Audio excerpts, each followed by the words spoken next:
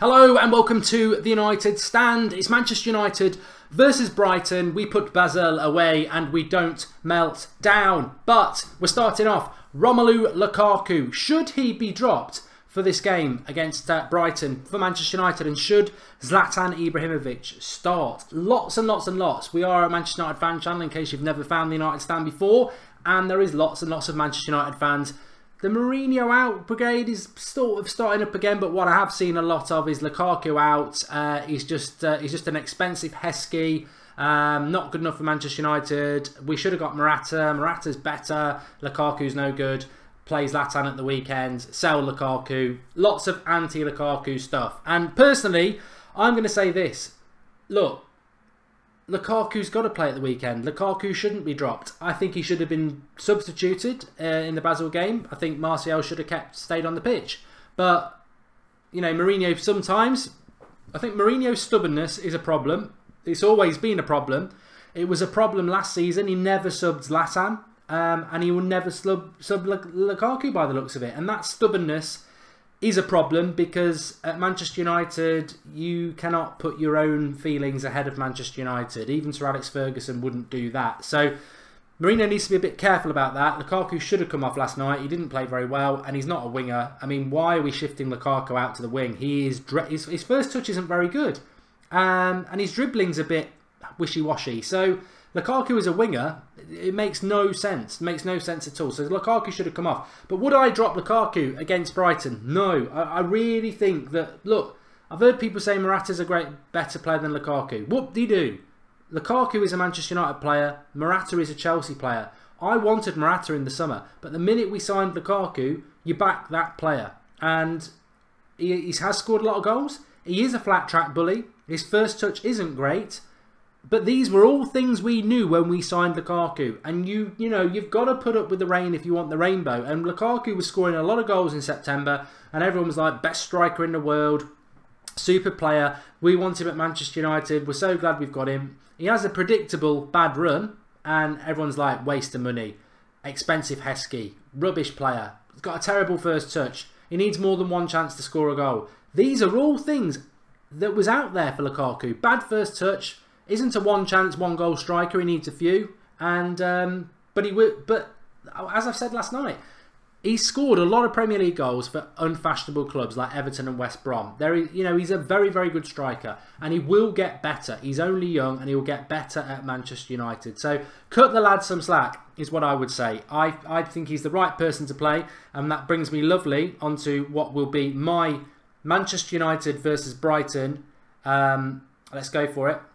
So here's my Manchester United versus Brighton predicted lineup. I got 7 out of 11 for the Basel game. De Gea in goal, Smalling and Rojo. I was half thinking about whether to pick Rojo, but then I thought, well, yes, do pick Rojo because he played really well against Basel. We need to play him in Premier League games now. We've got Watford on Tuesday night, then Arsenal, and Rojo and Smalling may well be the centre backs for those games. So play them together, give some more games to Rojo. Rojo was my man of the match last night. Rojo was fantastic. Valencia comes in at right back. Now I've put Luke Shaw there, a bit optimistic really. But Daley Blind was shocking last night. Lazy on the goal. He got caught out twice on the back post when that player hit the crossbar with a header as well. So I would play Luke Shaw for the simple reason, I think everyone would say Ashley Young is obviously the player to play. But this is Brighton at home. You know, Brighton at home, talking score predictions, should be no goals conceded, at least 3 scored. That's the minimum. We should do that. We're Manchester United at home to Brighton. We shouldn't concede and we should score at least 3. So do you want to play Ashley Young in that game? We've seen in midweek, Ashley Young and Valencia often get dropped or rested. Not dropped, they get rested because of their age. Now, we've got Watford on Tuesday and then we've got Arsenal. Are we going to ask Valencia and Young to play 3 games in 6 days? So I would be thinking maybe play Ashley Young against Watford at right back and give Luke Shaw a couple of games in those games. And then, you know, if you want to play Young and Valencia against Arsenal, you can do that. Into the midfield, Pogba and Matic pick themselves. I'm sure we'll dominate the midfield with them. I'd play Mata at 10. You know what? Forgetting the game in Switzerland the other night, let's focus on what we did at Newcastle last week, which was domination. Let's pick the same attack. Let's go with Lukaku up front, Martial and Rashford. Now, obviously, You can say, what? Shaka Phillips says, let's play Rojo CDM. Why? Why do we want to do that? As you can see, I've put Zlatan in up front. I'll be stunned if Zlatan starts against Brighton, but I want to labour a point about Lukaku, really. Let's just imagine that this is Lukaku and not Zlatan. And that is effectively what United will do. Lukaku will be hanging around this area, pushing the centre-backs back because he's got pace and power. If we've got Zlatan, the defensive line of Brighton would be here if we've got Lukaku. The defensive line, if we've got Zlatan, will be here. Because yes, you've got wing pace, but that's not what opposition worry about. They worry about this ball from Pogba, or this ball from Pogba, that Lukaku would get in behind their line there. So they'll drop their line to there with Lukaku. If you've got Zlatan, Pogba can put these balls here, here and here. But if Zlatan's playing, he's never going to get there first. So they'll play a high line and they'll press us. That is why Lukaku's really important. I've been saying it all season, and a lot of people have as well, is that, yeah, I mean, Dyson says Zlatan up top, even not match fit, is much better. But you've got to look at the tactics. You've got to look at the opposition. And I saw something with Zlatan last night. As much as I'm a big Zlatan fan, I saw something with Zlatan last night that really, really concerned me. And that is his lack of pace. Lack of pace was a problem last season. Can you remember what United were like between January and the end of the season? We didn't score many goals, we didn't create many chances, and we were easy to defend against because we had no pace. What Lukaku does is give us pace. So that is why I would play Lukaku over Zlatan, and that is why I feel that we will win by... We won't concede and we'll get 3 goals. Interested to see what you think. I'm still here. But yeah, it's like... I love Zlatan, and I think Zlatan being back is a real positive for Manchester United. But we really need to understand that his lack of pace is a problem, and you cannot play him at number 9 because teams in the modern game aren't stupid. They won't sit back. The worst thing you can do with Zlatan is play on the edge of your box, because if we can get crosses in, he's a threat with his height and strength. You play high because you want Zlatan as far away from your goal as possible, and you play a high line because you know a ball over the top, he ain't going to get there. In fact, you can give him a 5-second half head start and you'll still get there. Zlatan's not quick. And the great thing about Lukaku is that even if he's missing chances, even if his first touch is bad, look at how deep the defensive line of the opposition goes when Lukaku plays, because they're terrified of the ball over the top. They're terrified of his strength and his power if he gets the ball and gets into motion. So they drop. And when they drop, you get a lot of space for people like Pogba, Matic and Mata. Unfortunately, we've had Mkhitaryan playing there in October and he doesn't know what to do. He gets lost in space. But Lukaku brings so much to the team without the ball. And he's been a real eye-opener to me, that has. Pretty much since he started playing, I saw it. And yes, I did want Morata, and Morata obviously is a better striker. But what Lukaku brings to the team is so much pace for so many other people. And that's really important. So I think we've got to back Lukaku. I'm sure Mourinho will back him. We've got nobody else. He is our striker and we need him to start scoring, and getting on his back is not going to help that. I'm a big fan of Lukaku and I believe he's the right man for Manchester United to lead us forward. Mata has come out with an interesting comment saying that he'd like to play for Manchester United till he's into his 40s. There's talk he might go in the summer. I really like Juan Mata. I think he's a good player for Manchester United. He's very concessant, and I would play him in the game against Brighton. We've got to win this game. We've got a massive week ahead of us. I've been on about it for so long. It's imprinted on my brain. Watford on Tuesday, Arsenal on the following Saturday, and then Manchester City. It's a huge ask, and I think a reality did bite a little bit last night with the game in Switzerland and the loss. Newcastle, Pogba back, Zlatan back, Rojo back. We're really confident. Yeah, we're going to do it. Last night, that could have been Watford. So I think we're all in that bout of realism, and you know it will be difficult, but you can only beat what's in front of you. And Brighton, for me, they've had a decent start to the Premier League season. I think they're around mid to bottom table, but they're certainly not in the bottom. They don't tend to concede many, but they don't score loads either. We 3-0 at least. I'm going 3-0 as my prediction. We must win that game. But what I want to try and pull in is pull back the negativity and try and be a little bit positive. If I've got one thing that I'm concerned about, it is Zlatan. I've got to be honest. I really rate him. I really like him, and I think him being back is a good thing. But I worry about Mourinho's stubbornness, and I worry about how long will he, you know, Zlatan being on the bench is fine at the moment because he's rebuilding his fitness.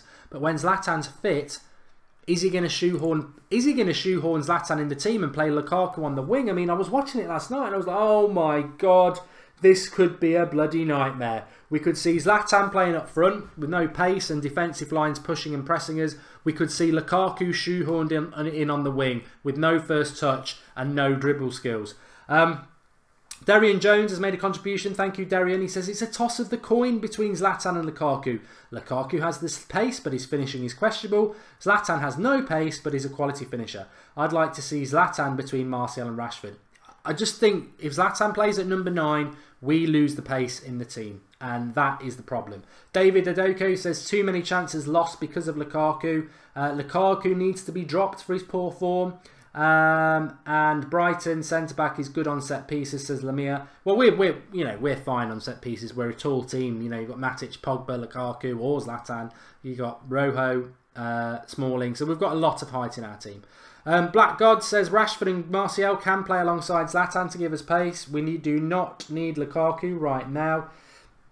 I think you're missing the point. I think you're really missing the point that I'm trying to make here. And that is that if you play Zlatan up front, the defensive line of the opposition is there. We'll get pressed in here and pushed back like Basel did to us and Bournemouth did to us last season. If you play Lukaku, the defensive line's there. You get a lot of space in here for these 3 players. It's not rocket science. It really is that simple. And Manchester United need to be very, very, very careful about it. Very, very careful about it. And I'm stunned that some people still don't really understand that. Anyway, a little bit of lightheartedness. The link is in the video description for the Super Brew League. Now, I've not actually had a look at this yet, but I know I had a stormer last week. I was 24th in the league. Remember, if you've not signed up, the link is in the video description. You just need 6 correct scores to win a team jersey, 7 for £1,000, 8 for £2,000, 9 for £5,000 and 10 for £20,000. I'll give you £20,000 if you get 10 correct scores. But remember, it's not exact scores. So West Ham versus Leicester, I'm going to go 1-2 to Leicester. But if Leicester were to win by 3-1, because I'm within 1 goal of it and it's still a correct result, it still counts as a correct result. So pick your Premier League results. Go sign up through the link in the video description. That will automatically put you into the United Stand League, and I'll show you the leaderboard now because I have risen higher. We've got 2,629 players, and Goldbridge gets the yellow cap. He gets the yellow cap. Back of the net. Back of the net. Now the yellow cap's like the yellow jersey. It's the person who gets the highest score in the week. So not only have I got the yellow cap, I've shot up to number 7.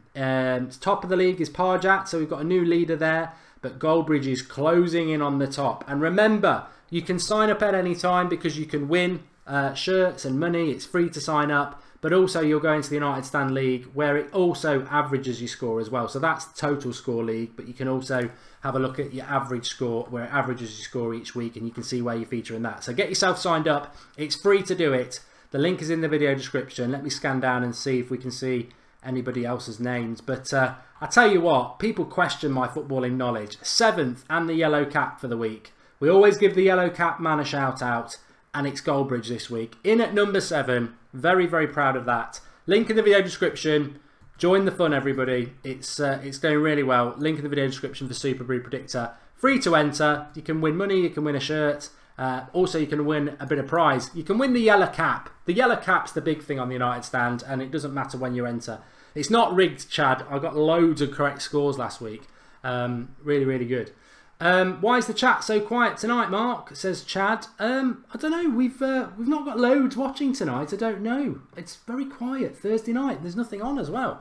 Anybody figure that one out? Anyway, let's not feel lonely. Please do drop a like on video. Please do. But I am chuffed with the yellow cap, Chad. You're right. And Snaps is going to sign up because he wants the golden cap. The golden cap's the biggest thing of the week on the Super Brew. Whoever gets the golden cap gets loads and loads of love. And for me, it's me this week. And I'm in at number 7. Goldbridge is the new number 7, says Vince Chapman. Yeah, we're low on likes tonight. We're low on views tonight. I don't know. Thursday night? What's everybody doing on a Thursday night at 8 o'clock? Is I'm a Celebrity on or something? I don't know. Anyway, let's take some of your questions. And it's Thanksgiving. Back of the net. NN's right. It is Thanksgiving. Black Friday's coming as well. Yeah, good point. I thought there was something. I mean, Europa League's not going to stop people watching, but I suppose if you, wow, would we really get people not watching for? Do we get that many Americans watching? I don't know.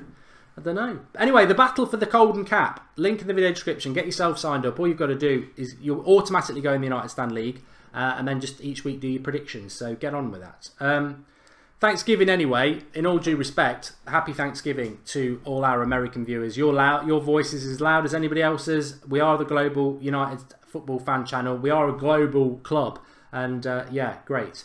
Don't worry, FIFA Prospects is here, which is great. Smash the like button. We haven't got the Americans, so it's a bit like World War II till they come in. We're battling against it, but go on, give it some. Everyone is watching Arsenal in the Europa League. Well, that's very sad. That's very sad if that's true. But somebody just said there, are you worried about Mourinho?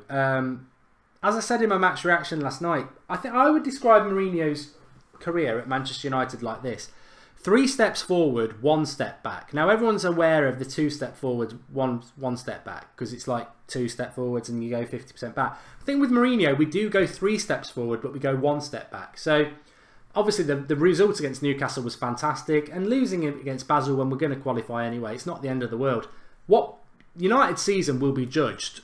I mean, if we lost or drew against Brighton at the weekend, he's in a bit of trouble, because that's 3 points, like I say. No goal, we should keep a clean sheet and score at least 3 points. Watford next week's going to be a real tough game, but we need to win it. Then it's Arsenal, we need to win that, and then we need to beat City. It's a huge ask, and I'm not saying that that will happen.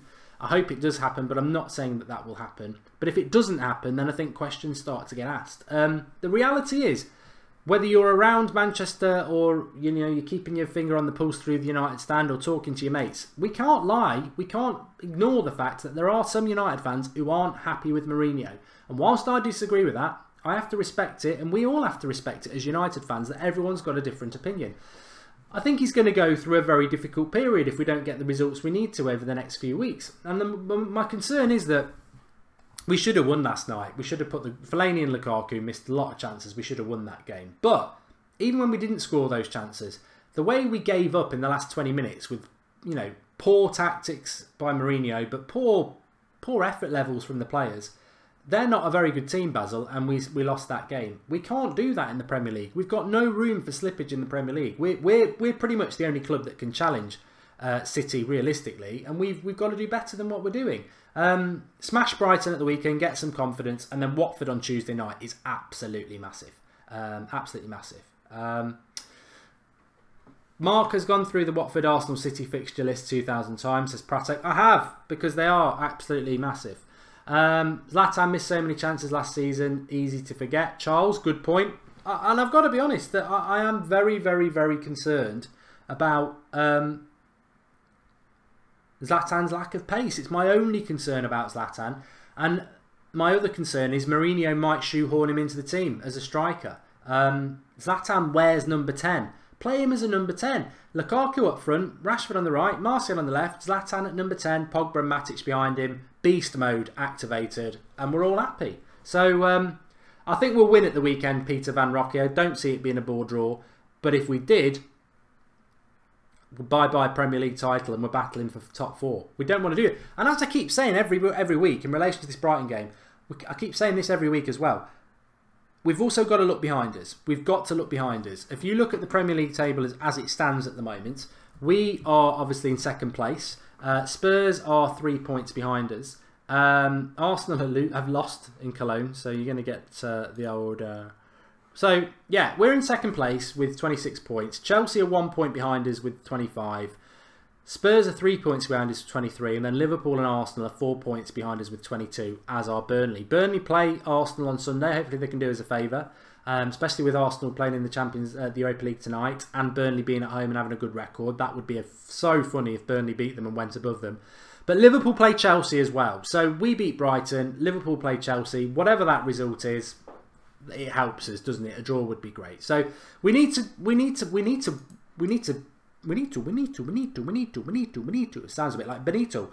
We need to get these points on the board, and we need to solidify our place as 2nd place, because let's not forget we did finish 6th last season. So Second will be a big, big improvement for United. It's not good enough. It's one place not good enough, and we need to do better.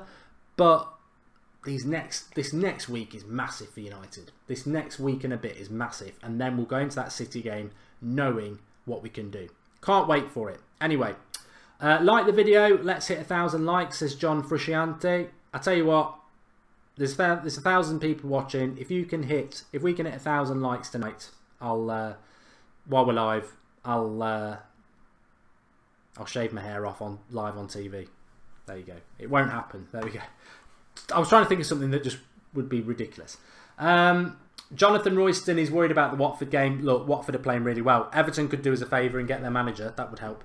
But you know what? Watford are a really good system. And I'll talk about this after the Brighton game. They're a really good system. Silva's got a really good record at home. And they've got a lot of hard workers in there without having loads of superstars. But Man City went there and smashed them. And you know what? Watford isn't. You know what? Watford? What? You know what, Watford? Watford is a tough game. But if we really want to challenge the City, we've got to go there and beat them, haven't we? So that's in the back of my head as well, is, you know, as tough as these games are after Brighton, if we think we're challenging City, and some people don't think we are, we've got to go and we've got to win it. I'm with you, Shoot Neutrality. We've got to go and we've got to win. What's up, fam, says Jordan. Start Ibra, says Cannibal TV. Well, I've spoke about it at the start. I've just got slight concerns about the pace. The likes have gone up rapid. I better get my razors on. You're still 700 short. It's never going to happen. 150,000 subscribers for the United stand tomorrow, says Angadad. It won't be tomorrow. I think maybe on Saturday. So make sure you're joining us on Saturday for the watch along. When will I be live next? Unless there's some big news for United tomorrow, my next live show will be 8 o'clock tomorrow night. It'll be had a drink, Goldbridge. I'm going for a drink down the German market tomorrow after work, so I definitely will have had a drink. Nice time of year. You know what? 24-hour stream was fantastic last week, and I think we all got to know each other a little bit better over that 24 hours. We've got a fantastic community here, and it's a nice time of the year. So, you know what? Whatever happens with United, let's stick together. Let's keep communicating, and let's respect what everybody thinks, because I think it will be challenging. It's going to be a challenging couple of weeks. Need more goals, says Red Dragon 231. We could do with smashing Brighton. I mean, yeah, there's a valid point. The Watford game, if you miss the chances that we did against Brighton, Basel will get beat. We won't win even with the big games away against the big teams in the head-to-head, says Andrew Ellis. And did you hear the news that Rubino got jailed? I saw it. 9 years, Arian, apparently. Mark Lukaku needs to hit the back of the net, says Jake and Jay reacts. And Mark, I really think that you're a great person, says AJ. Thanks for that, AJ. I think you're great as well. And another goal. Yeah, 9 years inside for Rubino. I don't know what it was for. Hashtag Christmas, says Fionn Curtin. Yeah, starting to get to that time of the year now. Let's just hope United don't ruin it for us. And when are you doing FIFA again? It will happen again. I've got a little bit of a project that I'm going to sort of mention to you all over the next couple of weeks. So we will be back with FIFA. Anyway, thanks everyone for watching. Really enjoyed it. You've not quite hit the 1,000 likes for me to shave my head. There's still time. There's still time. If you do it if you do it by 8 o'clock tomorrow morning, I'll do it. I have no faith in Jose Mourinho, says Andrew Ellis. And on that bombshell, Andrew Ellis has never had any faith in Jose Mourinho, to be fair. But thanks everybody for watching. Please do drop a like on the video. Subscribe to the channel if you're new. We're ticking along up to that 150,000. And I'll be back tomorrow with you at 8 o'clock. Enjoy the rest of your evening. I'm off to watch the Peaky Blinders. Didn't see it last night because of the United game. And I'll speak to you all very soon. Thanks for watching.